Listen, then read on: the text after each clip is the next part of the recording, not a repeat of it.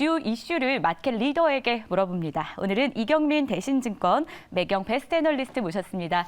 어서 오세요. 네, 안녕하십니까. 네, 반갑습니다. 반갑습니다. 자, 오늘 저희가 함께할 이야기는 무엇인지 네. 화면을 통해서 먼저 만나보겠습니다. 코스피 2,500 돌파는 언제? 2,500을 넘었으면 좋겠는데 그 앞에서 계속 오락가락하고 있습니다. 네. 고지를 넘지 못하는 맞습니다. 아쉬운 흐름이 나타나고 있는데요. 오늘 이 주 재료를 다루기 위해서 환율부터 조금씩 풀어나가 보도록 할게요. 일단 환율 같은 경우 어제 1,280원 초반에서 머물면서 마무리가 됐는데 오늘은 1,290까지 장 초반에 네. 넘는 거 아니야? 이런 생각이 들게 오르더라고요. 네. 지금 물론 다시 조금 내려오긴 했는데 어제 오늘을 시작으로 환율이 다시 오르지 않을까라는 궁금증을 갖는 분들이 꽤나 있지 않을까 생각이 듭니다. 어떻게 생각하세요? 일단은 뭐 1220원대까지 가는 듯했던 환율이 며칠 사이에 1280원을 맞아요. 넘어서고 있는 상황인데요. 일단은 지지난주라고 할 수 있겠죠. 고용지표 서프라이즈 그리고 ISM 제조업지수 ISM 서비스업 서프라이즈가 일단은 전환점의 시작이었다라고 생각하고 있습니다. 경제지표가 워낙 잘 나오다 보니까 금리 인하 기대가 후퇴하기 시작했거든요. 그리고 지난 주말에는 뭐 기대 인플레이션 전망치가 상향 조정되었고, 그리고 어제 같은 경우는 소매 판매도 너무 잘 나왔고, 그리고 전날 같은 경우는 CPI가 예상보다 높은 수준으로 나오면서 전반적인 흐름들이 물가는 천천히 떨어지고 경제지표는 아직까지 괜찮다라는 시그널이 나오면서 금리 인하 기대가 좀 빠르게 후퇴하고 있습니다. 이로 인해서 달러 반등, 채권금리 반등, 원달러 환율 반등이 나타나고 있는 상황인데요. 자, 이런 흐름들이 언제까지 이어질까를 고민해서 본다면 당분간은 조금 더 이어질 수 있다고 생각하고 있습니다. 금리 인하 기대가 후퇴하고는 있고 23년 하반기까지 상반기까지 금리 인상이 좀 더 이어질 수 있다라는 전망이 들어오곤 있지만 여전히 올해 하반기에는 35bp, 40bp 정도는 금리 인하할 수 있다는 기대감이 남아 있거든요. 아마도 이런 그림들이 조금 더 흔들리게 된다면 원달러 환율은 2월 말 3월 초 중에는 네. 1230원, 1280원을 넘어서 1300원대를 돌파 시도할 수 있는 그런 그림이 조금 더 남아 있다라고 생각하고 있습니다. 그 기간을 2월 말에서 3월 초로 정도로 보고 보고 계신 있습니다. 거고요. 네, 네. 미국의 방향과 함께 좀 움직일 가능성이 사실 높은 거잖아요. 네, 맞습니다. 그러면은 이 긴축이 조금 더 지속될 것이다. 네. 그러니까 연준의 스탠스는 그렇게 네. 변한 게 없거든요. 그런데 시장의 심리가 많이 변한 거죠. 시장의 심리가 2월 초, 그러니까 FMC가 있었을 때만 하더라도 24년 1월에는 기준금리가 4.1까지 갈 거야라고 네. 이제 예상을 했었거든요. 그러면은 올해 상반기 금리 고점 대비 75bp 3번 금리 인하한다는 기대감이 있었는데 네. 이 기대감들이 빠르게 후퇴하고 있는 상황이죠. 이 기대감들 때문에 1월, 2월 초중반까지 증시가 굉장히 강했고 채권금리 떨어졌고 달러는 하락세를 보였는데 이런 그림들이 좀 반작용이 나타나고 있다라고 보시면 될 것 같습니다. 1,300원까지 오를 가능성이 있다라는 걸 저희가 투자할 때 좀 염두를 네. 하면 좋겠다라는 생각이 드는데요. 자, 그럼 이어서 최근에 수급 주체들의 움직임도 체크를 해봐야 할 것 같아요. 1월에 시장이 잘 갔던 이유 중에 하나가 외국인의 네, 러브콜이었잖아요. 맞습니다. 네. 정말 많이 들어왔었는데 그래서 일각에서는 종목을 추천할 때 네. 외국인이 보는 종목을 보세요. 네. 이런 말도 참 많이 있었잖아요. 지금은 어떻게 해야 되는 거예요? 외국인들 오늘도 사고는 있지만 네. 그 금액이 굉장히 적고 판단하기도 좀 어려운 것 같아요. 어제 또 셀 코리아를 좀 외치는 네. 모습이었는데 앞으로 방향 좀 어떻게 보십니까? 일단은 외국인이 올해 연초 이후 8조 넘게 샀다가 좀 네. 매도 우위를 보이고 있고 매수한다라고 하더라도 1,000억 이상을 사진 않는 모습들을 보여주고 있거든요. 자, 그러면 왜 이럴까를 봐야 되겠죠. 일단은 밸류에이션 부담이 되게 큽니다. 코스피가 지금 12.8배. 13배를 넘어섰던 시점은 역사적으로 봤을 때 금융위기 직전 고점이었고요. 그리고 2021년 초반, 그때를 제외하고는 13배를 넘어선 적이 없거든요. 굉장히 버블이었거나 아니면은 엄청난 유동성이 풀렸을 때, 금리나 제로금리였을 때 말고는 13배를 넘어선 적이 없었습니다. 이런 상황을 감안해서 본다면 외국인 입장에서도 코스피 밸류에이션 부담이 높아질 수 있다라고 생각하고 있고 앞서 말씀드렸듯이 원달러 환율이 반등하기 시작하면서부터 외국인 매수가 많이 줄어들고 좀 불안정한 흐름들이 보일 때마다 매도세를 보일 수 있다는 측면에서 단기적인 차익 실현 매물이 좀 더 출회될 가능성을 열어놓고 봐야 된다라는 말씀을 드리고 있습니다. 외국인 수급을 따라서 투자하는 거는 상승 초기 국면이라든지 매수 초기 국면은 네. 가능한데 8조 이상을 산 상황에서 우리 밸류에이션 부담이 높고 그리고 환율이 반등하는 과정에서 외국인을 따라서 산다라기보다는 지금은 매수 타이밍을 좀 더 늦추는 시점이 맞지 않을까라는 생각을 하고 있고요. 그럼 외국인이 얼마나 팔까? 많이 팔지 않아도 시장 많이 흔들 수 있다라고 생각하고 있습니다. 7월, 8월 6조 정도 외국인이 순매수했을 때 코스피는 270포인트 올랐고요. 그런데 9월 달 한 달 동안 2조 5천억 정도로 팔았는데 6조를 넘게 샀을 때는 한 270포인트 올랐는데 2조 5천억을 파니까 410포인트가 빠졌습니다. 네. 그리고 9월, 10월 달에 7조 넘게 샀는데 그때는 370포인트가 올랐다가 12월 한 달 동안에 1조 7천억을 팔았을 때 코스피는 320포인트가 빠졌거든요. 그리고 이번에 8조를 샀는데 300포인트가 올랐죠. 저점 대비. 네. 약간만 작은 차익 실현 매물에도 지금 코스피 시장의 수급 주체가 부재하다 보니까 시장 변동성이 커질 수밖에 없는 환경이 아닌가라는 생각을 하고 있어서 지금은 외국인이 얼마나 팔까라는 문제보다는 차익 실현 매수 주체가 부재한 상황에서 약간의 매물만으로도 어제 보셨듯이 어제 외국인이 2조 2,600억밖에 안 팔았거든요. 맞아요. 그런데 시장이 뭐 여지없이 무너지는 모습들을 보여줬죠. 이런 그림들이 좀 반복될 수 있다는 측면을 좀 염두에 두시고 아직은 2,500을 넘어선다 하더라도 더 적극적으로 투자하기보다는 좀 경계감을 갖고 바라볼 필요가 있다라고 생각하고 있습니다. 2,500을 넘어도요? 뭐 넘는다 하더라도 지금 네. 2,500선이라고 하면 13배거든요. 13배를 넘어서려면은 밸류에이션이 14배, 15배 간다라는 확신이 있던가 아니면은 이익 전망이 빠르게 돌아서야 되는데 그럴 가능성은 아직까지 단기적으로는 쉽지 않다라고 생각하고 있습니다. 네, 일단 매수 주체가 좀 부족한 상황이다 네, 이렇게 맞습니다. 얘기해 주셨고 매수 타이밍을 늦추자. 그러니까 우리가 외국인을 따라가자 이렇게 얘기했던 1월의 이 전략 트렌드는 이제 끝났다라고 좀 보면 될 것 같고 네. 그 시기가 언젠가 또 다시 오겠죠. 네, 그렇지만 지금은 일단 기다려보자. 매수 타이밍을 늦춰보자라고 정리를 좀 해보겠습니다.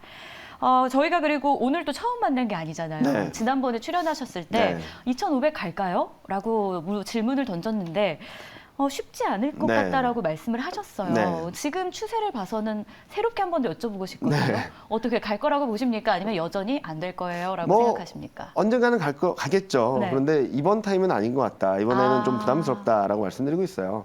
잠깐 아까 말씀드렸던 것처럼 12.8배를 넘어섰습니다. 코스피가. 지수 레벨은 2,480, 2,450에 머물러 있는데 12개월 선행 PR은 2021년 4월 이후 최고치입니다. 2021년 4월, 5월, 6월을 보면은 코스피가 3,200, 3,300대에서 등락을 보였을 때거든요. 지수는 800포인트, 900포인트가 낮아졌는데 이익 전망이 그만큼 낮아지면서 밸류에이션 부담이 커졌다라는 그림이죠.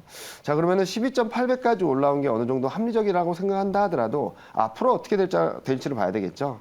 만약에 여기서 코스피가 2,500, 2,600을 가려고 한다면 저는 PER이 13배, 14배 가야 된다라고 네. 봐야 되겠죠. 그런데 13배, 14배를 가려면은 금리 레벨이 더 떨어져야 될 겁니다. 그런데 오히려 금리가 반등을 하고 있고요.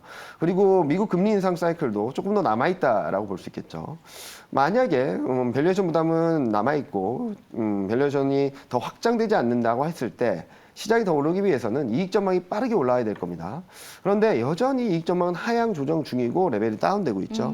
이런 것들을 봤을 때 지금 시점에서 2,500 돌파 시도는 가능하다고 하더라도 그럼 2,500을 터치한다고 해서 2,470, 80에서 적극적으로 투자를 할 것인가? 그건 라는 건 아니다. 아니죠. 2,600 이상, 그 이상을 바라보면서 투자를 해야 될 시점인데 지금은 2,500을 넘어선다 하더라도 더 적극적으로 투자하기에는 좀 부담스럽다라고 말씀드리고 있습니다. 네, 뭐 한결같이 이야기를 좀 해주고 계세요. 사실 제가 이런 질문을 좀 드려보고 싶었어요. 코스피, 코스닥 오늘은 좀 시원하게 잘 가고는 네. 있지만 사실 1월에 비하면 2월은 주춤하는 편이고 뭐 미국 증시가 빠진 거에 비하면 우리는 그래도 견조한 편이다라는 네. 평가가 나오긴 하지만 어떤 투자자 입장에선 지금이 매수 타이밍 아니야? 이렇게 네. 생각하실 수도 있거든요. 네. 그래서 지금을 저점 매수 기회로 보시는지 사실 제가 아침부터 궁금했는데 네. 이미 답변을 사실 주신 네. 거잖아요. 지금은 조금 매수 타이밍을 늦추자라고 네. 해주셨는데 그럼 이런 시장 속에서 우리가 아예 가만히 있을 수는 없잖아요. 네. 시장 대응할 때 어떤 업종을 좀 주목하면 좋을지 큰 그림에서 좀 봐주실 수 있을까요? 지금 시점에서는 순환매가 나온다라고 한다면 단기적으로 순환매가 나온다라고 한다면 못했던 수익률이 낮은 애들이 움직이겠죠. 예를 들어서 뭐 중국 소비 관련주라든지 네. 제약바이오라든지 이런 쪽들이 짧게 움직이긴 할 겁니다. 그런데 이런 흐름들을 잘 대응하시는 분이라면 제가 따로 말씀드리지는 않아도 될 것 같은데 저는 아마도 2월, 3월을 지나면서 바닥을 잡고 추세 반전을 시도할 가능성은 열려 있다라고 생각하고 있습니다. 네. 그런데 지금 코스피가 2,500선에 근접한 상황에서 여기서 2,600, 700을 다이렉트로 간다라고 보기는 어렵거든요.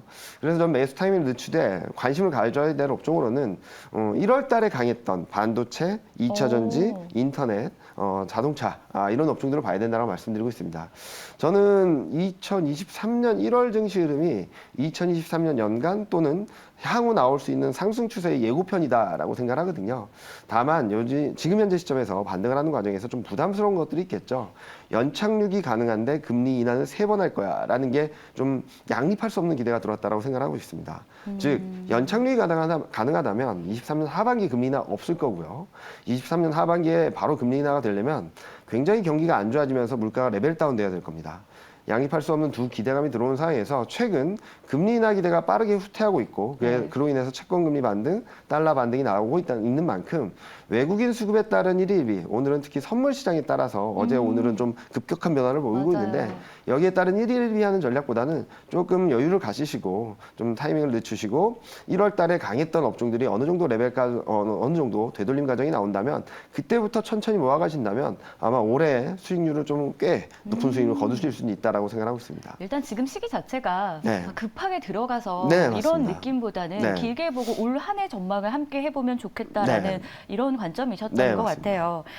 자, 그러면 저희가 이번에는 좀 지표 이야기도 해봐야 할 것 같아요. 지표가 또 시장에 미치는 영향이 굉장한데 미국의 1월 고용지표 ISM 서비스업 지수가 예상치를 좀 부합해주는 모습이었습니다. 결국 잘 나왔다는 뜻이죠? 네, 잘 나왔죠. 지표 잘 나오면 좋은 거 아닙니까? 잘 나오면 좋죠. 근데 그런데 이제 문제는 우리가 네. 주식 시장 안에서 네. 이 흐름을 파악하기에는 계속 말씀하셨던 금리 인하 가능성이 네. 낮아지는 영향하고 맞물리는 맞습니다. 거잖아요. 이럴 때 우리 투자자들 좀 유의해야 될 점이 있을까요? 일단은 보통 경제지표 잘 나오면은 시장은 좋아하고 네. 경제지표 못 나오면 시장 불안정이 되는데 여기에 통화정책 변수가 들어가게 되면 맞아요. 좀 해석이 되게 복잡해지거든요. 일단은 2월 FOMC 때까지 금리 인하 기대가 너무 컸습니다. 24년 1월까지 75bp 이상 금리 인하할 수 있다. 그러니까 5번의 FOMC 회의 중에 3번 금리 인하한다는 기대감이 굉장히 세게 네. 들어왔거든요. 그런데 여기서 경제지표가 잘 나오고 경제지표가 괜찮게 나오게 되면 무슨 문제가 생기냐면 물가가 예상했던 것보다 천천히 떨어질 수 있다는 생각을 할 수 있겠죠. 경기가 안 좋아지는 만큼 물가가 빨리 떨어질 텐데 그런 그림이 안 맞춰지다 보니까 고용 서프라이즈 그리고 ISM 서비스업 지수 서프라이즈를 계기로 금리 인하 기대가 빠르게 후퇴했고 23년 중 금리 인상은 더 할 수 있다. 즉 3월 FOMC에서 금리 인상을 하고 이후에는 금리 동결을 할 거라는 기대감들이 깨지면서 5월까지도 금리 인상할 수 있다, 7월까지도 금리 인상할 수 있다는 컨센서스들이 들어오고 있거든요. 이런 통화 정책에 대한 변화들이 경제지표 결과와 좀 엇갈리면서 시장은 좀 더 불안정해지는데 자 그러면 왜 여기에 더 통화 정책에 더 민감하냐 물어보신다면 1월 달 흐름을 한번 보시죠. 1월 달에는 금리 인하 기대가 더 많이 될 거라는 기대감에 굉장히 많이 올랐던 거죠. 맞아요. 그로 인해서 채권 금리도 떨어지고 달러도 약세를 보이면서 신흥국 증시가 너무 좋았고요. 이런 것들이 좀 반대 흐름들이 나오고 있다는 측면에서 당분간은 통화정책 변수에 일희일비하는 그리고 통화정책 변수라기보다는 통화정책을 어떻게 바라보는지 시장의 심리에 따라서 일희일비하는 장세가 계속 반복되지 않을까라는 예상을 하고 있습니다. 그런 건 참 마음이 아픈 것 같아요. 네, 맞습니다. 왜냐면 매일 나오는 기사고 네. 매일 같은 재료에도 어떻게 해석하느냐에 맞습니다. 따라서 이 주가가 반응이 달라지니까 네. 역시 그거에 일희일비하지 말자라고 좀 조언을 해주십니다. 그리고 여기에 또 미국 1월 소비자 물가지수 CPI가 네. 전월 동월 대비했을 때보다 6.4% 상승을 했습니다. 네. 인플레이션 둔화세가 다시 좀 느려진 모습인데 그럼에도 불구하고 나스닥은 전일에 좀 상승하면서 마감을 했는데 이 상승할 수 있었던 것도 배경을 저희가 체크를 해봐야 할 것 같은데 역시 네. 같은 답을 주시겠죠? 같은 답을 비슷한? 아니죠. 그거는 그러니까 CPI가 네. 예상보다 높게 나왔고 하락하는 속도가 굉장히 둔화됐다는 것은 굉장히 문제가 있었죠. 그래서 장중에도 변동성이 굉장히 컸는데 그 와중에 바이든 대통령이 연설을 하면서 네. 물가를 잡고 있다라는 식의 말을 했고 그와 더불어서 종목별로 반도체 업종과 테슬라 종목에 대한 호재성 뉴스들이 계속적으로 들어왔거든요. 그러면서 시장 분위기가 좀 낙폭을 좀 대부분 만회하고 나스닥은 플러스 반전하는 모습을 보여줬는데 자 그러면은 큰 변화에 있어서 그러니까 매크로적인 변화와 개별 종목, 미국 개별 종목에 대한 변화들이 있다 보니까 미국 증시는 상승했었지만 어제 한국 증시는 굉장히 큰 폭의 급락을 보였던 네. 거거든요. 무슨 말씀을 드리냐면 지금은 매크로 변수에 따라서 채권 금리가 반등을 하는지 달러 흐름이 어떻게 되는지를 좀 더 주목해서 보셔야 된다는 말씀을 드리고 싶습니다. 국내 변수에 있어서 1월 달에 은행 업종과 반도체 업종에 대한 기대감, 그에 따른 호재로 굉장히 강한 반등을 보였던 만큼 미국발 호재, 특히 종목별이나 업종별 호재에 따라서 한국 증시가 그렇게 예민하게 반응하지는 않을 것 같거든요. 특히 밸류에이션 부담이 큰 상황이라고 본다면 다른 것보다도 금리 흐름, 그리고 달러 흐름을 좀 더 면밀하게 체크하시는 게 지금 전략에서는 좀 맞지 않을까 생각하고 있습니다. 좋습니다. 그러면 에너지 음료 가격을 제외한 1월 근원 CPI도 체크를 해봐야 될 것 네. 같아요. 이거 역시 전월 대비 0.4% 오르면서 예상치를 조금 상회하는 네. 모습이었습니다. 이 결과로 우리가 볼 수 있는 게 물가 상승률이 둔화하고 있지만 예상보다는 빠르지 않다라고 정리를 좀 해봐도 네. 되겠습니까? 그러니까 물가는 계속적으로 둔화되고 네, 있죠. 네. 근데 최근 3개월 동안 코어 CPI도 0.3%포인트씩 툭툭 떨어졌거든요. 네. 굉장히 빠른 속도로 떨어진 거죠. 그러다가 이번 달에 0.1%포인트 레벨 다운되면서 낙폭이 굉장히 좁아졌습니다. 자, 그러면은 연준이 어떤 스탠스를 보일까? 솔직히 말씀드리면 연준의 스탠스는 큰 변화는 없을 것 같습니다. 이거에 따라서 그 네. 영향을 안 받을 것이다. 추가적으로 한두 번 더 금리 인상을 할 수 있다는 정도로 보여주겠죠. 문제는 이걸 받아들이는 시장, 투자자들의 심리라고 생각을 하는데요. 금리 인하 기대가 지금 아직까지 35p, 40bp 금리 인하를 기대하고 있는데 이게 제로로 가게 된다면 당분간은 시장은 이런 통화 정책에 대한 기대감들이 빠르게 후퇴한다는 부분들이 더 압박할 수 있고 채권 금리나 달러율 반등에 좀 더 무게감이 실릴 수 있기 때문에 아마 3월 초중반까지는 이런 변수들에 따라서 좀 경계감을 갖고 시장을 바라봐야 될 때가 아닌가라는 생각을 하고 있습니다. 네, 자 이렇게 해서 저희가 오늘 국내 시장 2,500 과연 넘을 수 있을지를 토대로 국내 이슈도 있지만 글로벌 시장에서 우리 시장에 미치는 영향들까지 좀 세세하게 다뤄봤습니다. 오늘 이 시간 이경민 대신증권 매경 베스트 애널리스트와 함께했습니다. 고맙습니다. 네, 감사합니다.